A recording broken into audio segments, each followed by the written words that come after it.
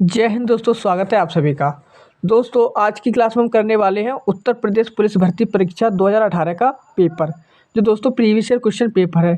प्रथम पाली का ये पेपर है दोस्तों। इसमें हमने सामान्य ज्ञान के प्रश्नों को हल कर लिया है पहले से ही। ये वाले प्रश्न हमने देख लिए दोस्तों। आज की क्लास में हम हिंदी को हल करने वाले हैं।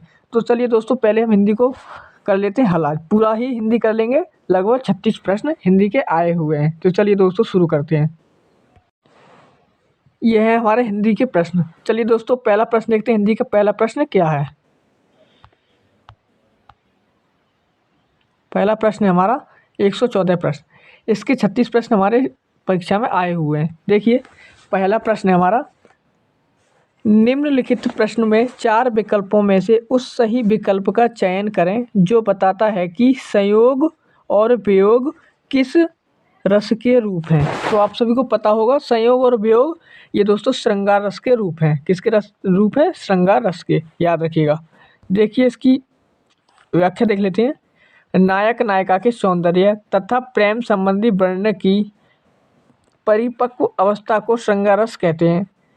इसका स्थायी भाव रति है। इसके दो भेद हैं, संयोग श्रृंगार रस और वियोग श्रृंगार रस। याद रखिएगा दोस्तों, श्रृंगार रस का हमें स्थायी भाव याद रखना है। वो क्या है? वो है रति। क्या है? रति। याद रखिएगा, रति ये दोस्तों संयोग श्रृंगार रस का स्थायी भाव है। देखिए, अगला प्रश्न हमारा, निम्नलिखित प्रश्न में 4 विकल्पों में से उस सही विकल्प का चयन करें जो निर्देशानुसार वाक्य परिवर्तन वाला सही विकल्प है। देखिए, पिताजी पत्र पढ़ रहे हैं, ये क्या है? कर्मवाच्य है। हमें इसका परिवर्तन करना है, सही बताना है। तो इसका क्या हो जाएगा? पिताजी से पत्र पढ़ा जा रहा है। ये हमारा ऑप्शन सी इसमें राइट आंसर यहाँ पर हो जाएगा। देखिए, अगला प्रश्न है दोस्तों, योजक चिन्ह का सही उदाहरण कौन सा है? तो आप सभी को पता है कि योजक चिन्ह 2 विलोम के बीच में लगता है। जैसे कि यहाँ पर लग गया भाई बहन, तो ये हो जाएगा शिवाजी और शिवेश भाई बहन हैं। तो ऑप्शन यहाँ पर ये राइट आंसर हो जाएगा। चलिए, अगला प्रश्न है दोस्तों हमारा, सप्त सिंधु ये समास है। इसका हमें समास विग्रह करना है। सप्त सिंधु, तो आप सभी को पता है कि सप्त सिंधु क्या होगा? 7 सिंधुओं का समूह। ऑप्शन सी राइट आंसर हो जाएगा, 7 सिंधुओं का समूह। अगला प्रश्न है दोस्तों, यहाँ पर देख लेते हैं। सप्त सिंधु का समास विग्रह है 7 सिंधुओं का समूह। इसमें द्विगु समास है। इस समास का पहला पद संख्या बोधक है। तो ये कौन सा समास हो जाएगा? द्विगु समास। अगला प्रश्न है दोस्तों, उपकार को मानने वाला का एक शब्द है। तो आप याद रखिएगा, उपकार को मानने वाला का एक शब्द है कृतज्ञ। कृतज्ञ। जो उपकार को नहीं मानता वो हो जाएगा कृतघ्न, और जो उपकार करने वाला है वो हो जाएगा परोपकारी, और जो धर्म को मानने वाला है वो हो जाएगा धर्मज्ञ। तो याद रखिएगा, जो उपकार को मानने वाला है वो होता है कृतज्ञ। देखिए, उपकार को मानने वाला कृतज्ञ, उपकार को ना मानने वाला कृतघ्न, धर्म को जानने वाला धर्मज्ञ, दूसरों पर उपकार करने वाला वो होता है परोपकारी। तो इन चारों शब्दों के अर्थ भी याद रखिएगा, आपसे आगे पूछे जा सकते हैं। देखिए, अगला प्रश्न है, निम्नलिखित प्रश्न में 4 विकल्प दिए गए हैं जिनमें से एक शब्द दिए गए अनेकार्थी शब्द का एक अर्थ है। उस शब्द को चुनें। तो दोस्तों, कनक, आप सभी को पता है कि कनक किसका अर्थ होता है? सोना और धतूरा। तो यहाँ पर हमें सोना दे दिया गया है, तो आंसर हो जाएगा सोना। कनक का एक अर्थ धतूरा भी होता है। देखिए, कनक का अर्थ सोना और धतूरा होता है। अगला प्रश्न है, निम्नलिखित प्रश्न में 4 विकल्पों में से रेखांकित पद के उचित कारक को पहचानिए। बोतल में दूध बचा है। बोतल में दूध बचा है, तो ये दोस्तों क्या हो जाएगा? तो इसमें क्या कौन सा कारक है? तो याद रखिएगा, वो है अधिकरण कारक, क्योंकि इसमें मैं आ गया। तो मैं क्या है? इसमें अधिकरण कारक है। देखिए, रेखांकित पद में अधिकरण कारक है, जैसे मैं पे पर। मैं पे पर ये क्या है? अधिकरण कारक है। संबोधन कारक की चिन्ह की बात करें तो वो है हे और अरे। हे अरे ये संबोधन है। और संबंध कारक चिन्ह की बात करें तो का, की, के, रा, री, रे ये दोस्तों संबंध कारक चिन्ह है। और कर्म कारक चिन्ह तो वो है को क्या है? कर्म कारक चिन्ह है। देखिए दोस्तों, ये हमें वाक्य पूरा करना है, ये वाला। स्कूल बस 5 मिनट में क्या हो गई, उसको हमें पूरा करना है। यहाँ पर हमें दे दी गई कंडीशन कि आना सामान्य भविष्य काल है। यहाँ पर क्या है, सामान्य भविष्य काल। तो क्या हो जाएगा, स्कूल बस 5 मिनट में आ गई। ऑप्शन बी यहाँ पर सही हो जाएगा, क्योंकि हमें भविष्य काल बनाना है। भविष्य काल में क्या है, आएगी। रिक्त स्थान में क्रिया का सही रूप में आएगी का प्रयोग उचित होगा। पूर्ण वाक्य इस प्रकार है, स्कूल बस 5 मिनट में आ गई। अगला प्रश्न है दोस्तों, रवि दीवार रंगने लगा। रवि दीवार रंगने लगा, तो इसमें क्या पूछा हुआ है, निम्नलिखित प्रश्न में वाक्य के संरचना के आधार पर उसके भेद बताइए। तो ये क्या भेद है, तो याद रखिएगा दोस्तों, यहाँ पर ये रंग शब्द है, रंग। तो इस रंग शब्द में ना लगा दिया, ना लगा दिया, जिससे क्या हो गया, रंगना। रंगना हो गया, तो ये दोस्तों नाम धातु क्रिया हो जाएगी। कौन सी वाक्य हो जाएगा, नाम धातु। तो ऑप्शन सी यहाँ पर राइट आंसर हो जाएगा। अगला प्रश्न है दोस्तों, हमें स्त्रीलिंग शब्द बनाना है। स्त्रीलिंग शब्द बनाना है, तो शब्द क्या है, हंस। हंस शब्द का स्त्रीलिंग क्या होता है, तो वो होता है हंसनी। क्या होता है, हंसनी। ऑप्शन ए राइट आंसर हो जाएगा, हंसनी। देखिए अगला शब्द है यहाँ पर दोस्तों कुम्हार शब्द दे दिया गया है, कुम्हार। और कुम्हार का भी हमें स्त्रीलिंग बनाना है, लेकिन प्रश्न में गलती से क्या लिख गया है, पुल्लिंग। तो हम इसका स्त्रीलिंग बना देते हैं, तो कुम्हार का क्या हो जाएगा, कुम्हारिन। ऑप्शन बी राइट आंसर हो जाएगा, कुम्हारिन। देखिए कुम्हार पुल्लिंग शब्द है, जिसका स्त्रीलिंग कुम्हारिन होगा। व्यवसाय बोधक, जाति बोधक तथा उपनाम वाचक शब्दों के अंतिम स्वर का लोप कर उन्हें कहीं इन और कहीं आयन प्रत्यय लगाकर स्त्रीलिंग बनाया जाता है। नोट, प्रश्न में पुल्लिंग शब्द पूछा गया है, जबकि स्त्रीलिंग शब्द पूछा जाना चाहिए। ये प्रश्न में गलती हो गई थी। देखिए अगला प्रश्न है, नीचे दिए गए शब्द का सही बहुवचन रूप वाला विकल्प पहचानिए। दोस्तों बहुवचन शब्द पहचानना है। आप सभी बहुवचन को तो जानते होंगे, जहाँ पर ज़्यादा होता हो। देखिए एक से अधिक, जहाँ पर एक से अधिक हो वहाँ हम उसे क्या कहते हैं, बहुवचन। देखिए यहाँ पर है चुट्टियों। चुट्टियों ऑप्शन ए राइट आंसर हो जाएगा। ये क्या है, बहुवचन शब्द है।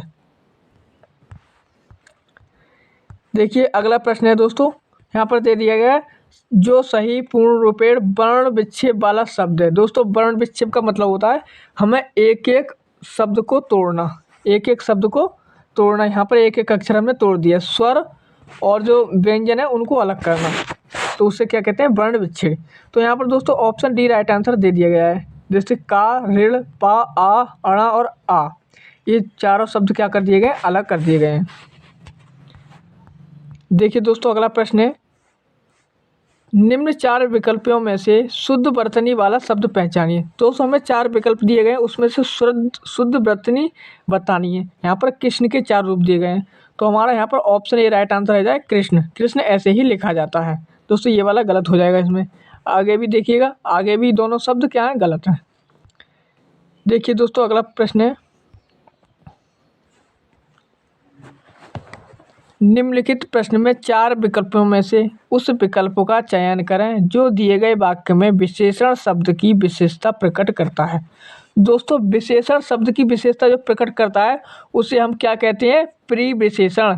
तो हमें यहाँ पर प्रीविशेषण बताना है।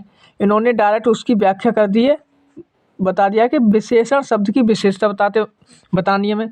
तो दोस्तों इसमें हमें विशेषण पहचानना है। तो यहाँ पर विशेषण क्या है हमारा, ऊंचे ऊंचे। ऊंचे ऊंचे क्या है, विशेषण। अब विशेषण शब्द की विशेषता कौन बता रहा है, बहुत। बहुत क्या हो जाएगा, जो विशेषण शब्द की विशेषता बता रहा है, तो ये हो जाएगा प्रीविशेषण। तो ऑप्शन बी राइट आंसर हो जाएगा, प्रीविशेषण।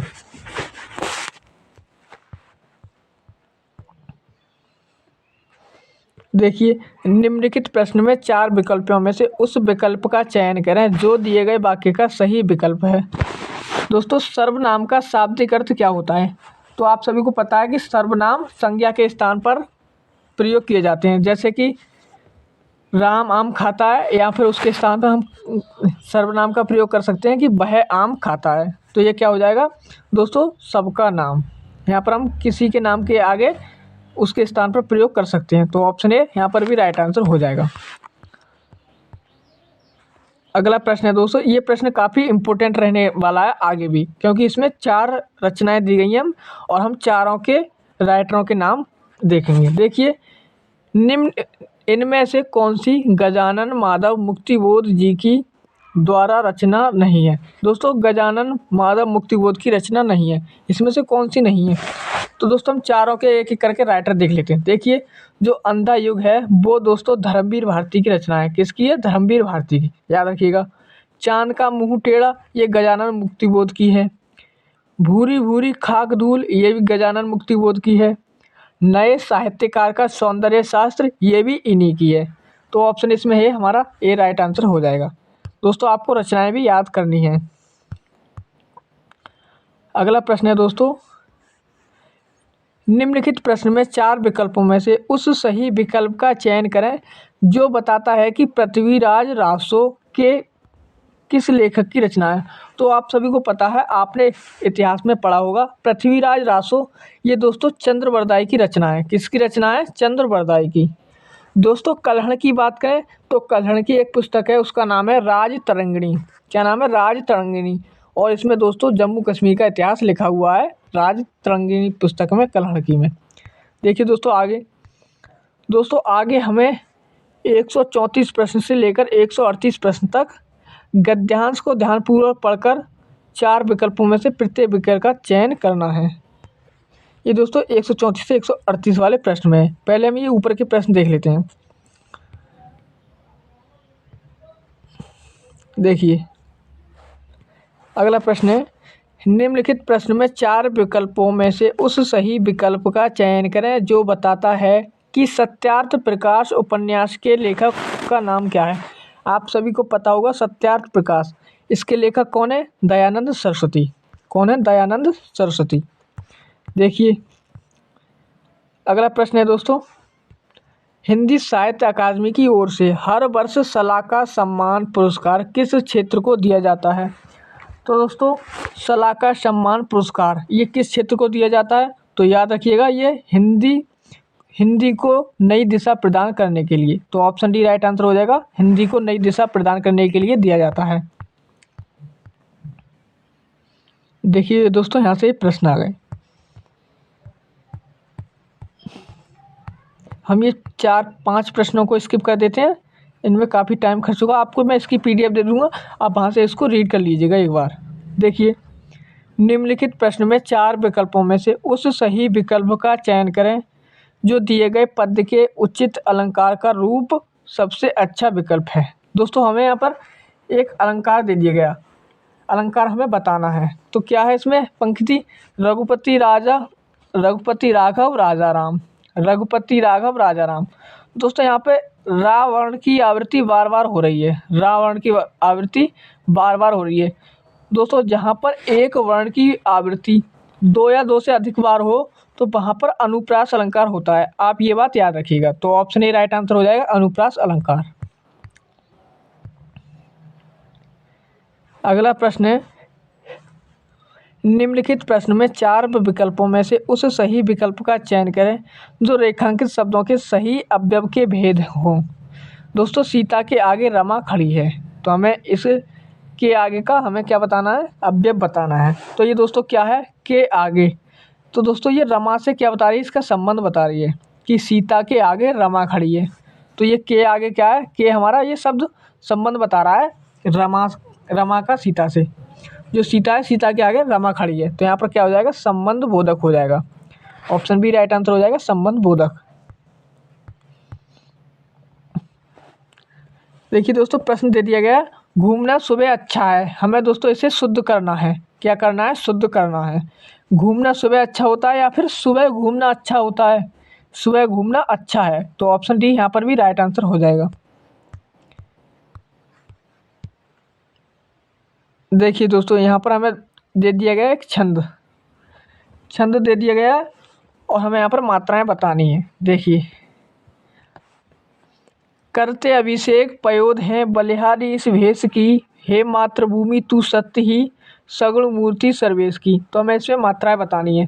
तो दोस्तों इसकी हमें मात्राएं गिन लेनी है। तो इसमें कितनी मात्रा है? 15 13 के क्रम से 28 मात्रा है। कितनी है? 28 मात्रा है। ऑप्शन ए इसमें राइट आंसर दिया है, तो ऑप्शन ए राइट आंसर हो जाएगा। देखिए दोस्तों, अगला प्रश्न है, निम्नलिखित प्रश्न में 4 विकल्पों में से उस विकल्प का चयन करें जो दिए गए मुहावरों का सही अर्थ वाला विकल्प है। दोस्तों, अंक भरना, अंक भरने मुहावरे का अर्थ होता है स्नेह से लिपटना, स्नेह से लिपटा लेना। तो दोस्तों इसका एक अर्थ ये हो जाएगा गले लगाना। इसमें दोस्तों 4 ऑप्शन में यहाँ पर यही वाला ठीक है कि गले लगाना। ऑप्शन बी राइट आंसर हो जाएगा।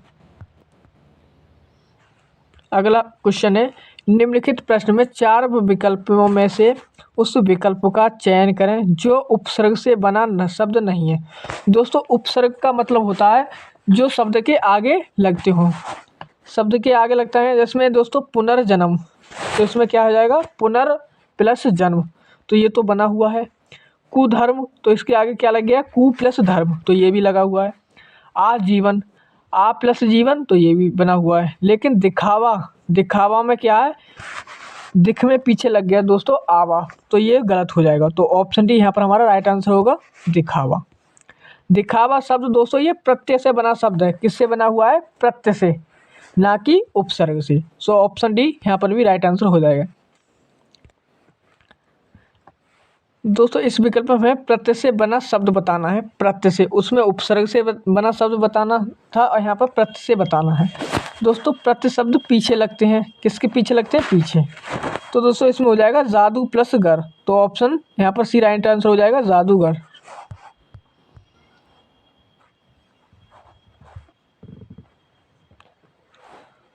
दोस्तों हमें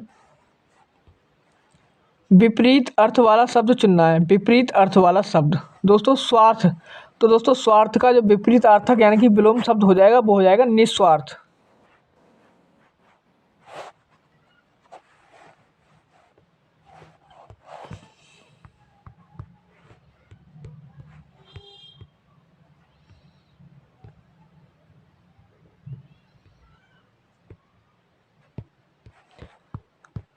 दोस्तों यहाँ पर निस्वार्थ नहीं होगा, इसका अर्थ होगा परमार्थ। दोस्तों स्वार्थ का जो अर्थ है वो होगा परमार्थ। दोस्तों स्वार्थ और निस्वार्थ दोनों के अर्थ एक ही हैं, तो ये दोस्तों समानार्थक हैं। कैसे हैं? समानार्थक शब्द हैं। तो दोस्तों याद रखिएगा, यहाँ पर गलती हो गई थी कि स्वार्थ का जो अर्थ है वो है परमार्थ, सॉरी, जो इसका स्वार्थ का जो विलोम है वो है परमार्थ, और स्वार्थ का समानार्थक हो जाएगा निस्वार्थ। निस्वार्थ और स्वार्थ एक ही जैसे शब्द हैं। देखिए आगे चलिए दोस्तों,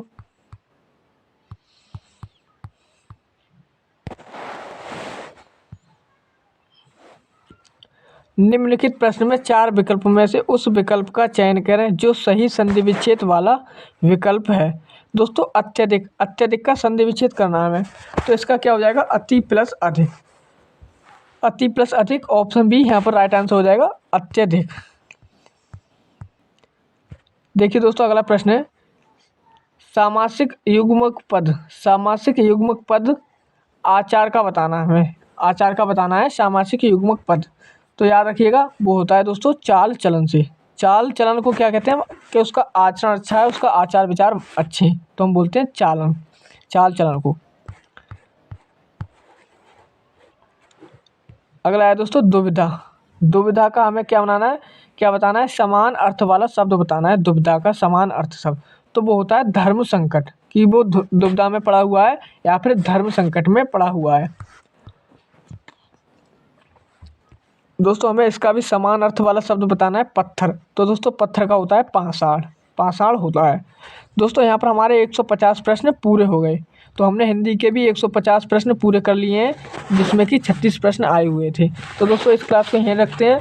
अगली क्लास में हम दोस्तों जीएस को लेकर आएंगे, सामान्य ज्ञान, जो कि जो दूसरी पाली का पेपर होगा, सेकंड शिफ्ट का पेपर होगा। चलिए दोस्तों इस क्लास को यहीं रखते हैं, मिलेंगे अगली क्लास में। तब तक के लिए जय हिंद, जय भारत।